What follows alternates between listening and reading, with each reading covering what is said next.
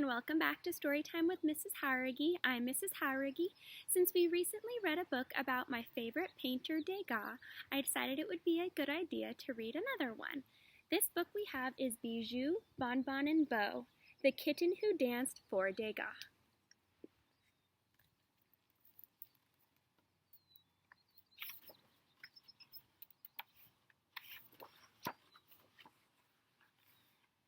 On a blustery day long ago, a weary cat crossed a bridge over the river Seine in Paris. All afternoon she had been searching for a warm place. When she thought she could go no further, she came to a theater where ballet was performed. The theater was known throughout Paris. A talented artist often came there to sketch.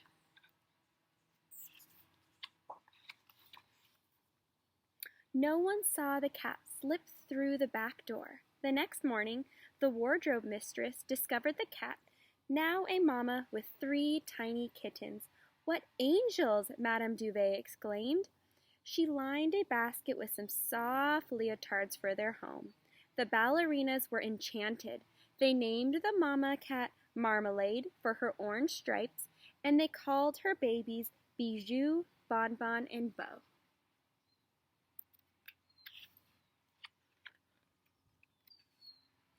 Each day before rehearsal, the dancers, stagehands, and musicians all stopped by to visit. The artist often came too. "Hush," Madame Duvet would scold when they chattered grew too loud. "You are making Marmalade nervous."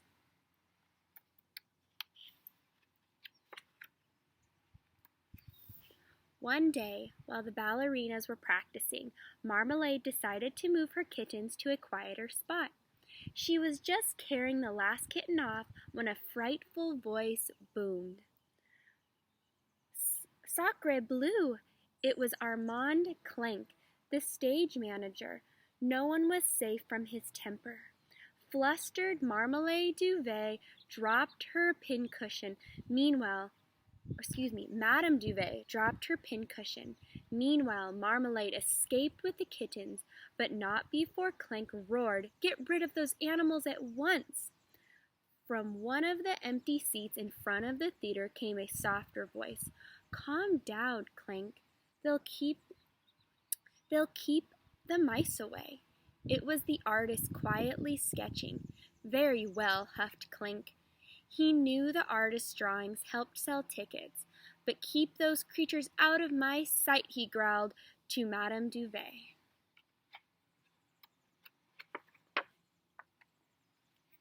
From then on, Madame Duvet did her best to hide Bijou, Bonbon, and Beau. But before long, they grew too big for their basket, and their curiosity grew just as fast. Oh, the mischief they got into! They chased after ballerinas, slept in their toe shoes, they got tangled in Madame Duvet's thread, and ran off with her ribbons.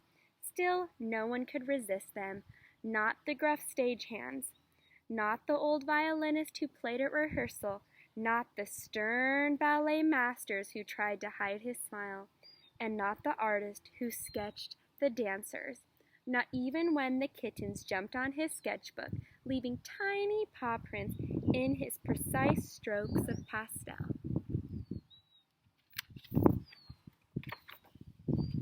By then, the troupe was practicing long and hard. They were going to perform a new ballet, and everything had to be perfect. Madame Duvet was busy with her needle and thread. She had no time to think about kittens. Every tutu had to fit just right. At last, opening night arrived. Every seat in the theater was taken. When the curtain went up, the ballerinas never looked lovelier, and they never performed so well. Their jetés were flawless. Their pirouettes were perfect.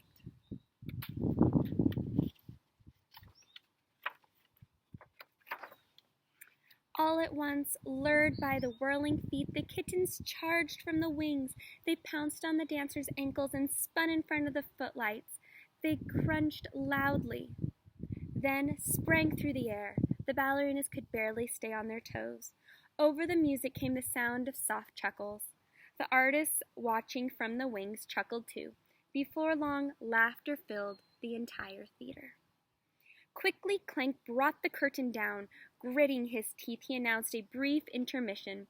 Backstage, he searched for the kittens. Find them, he raged to one and all. And then, out they go. Madame Duvet was nearly in tears. The poor kittens, they did not deserve the cold streets.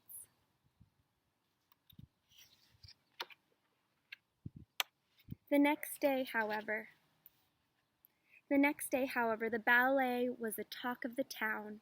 Suddenly, everyone wanted tickets. All of Paris wanted to see the kittens who danced. What could Clank do? A full theater was all he could ask for.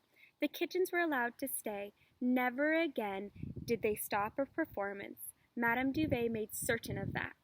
But for the rest of the season, when the ballerinas took their final bows, they held Marmalade and her family in their arms.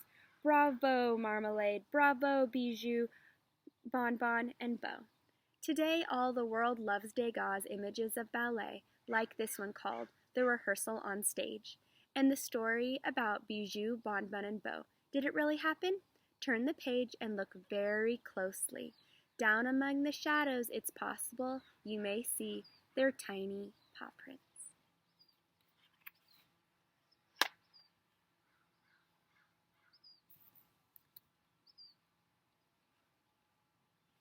Try to get it all in here.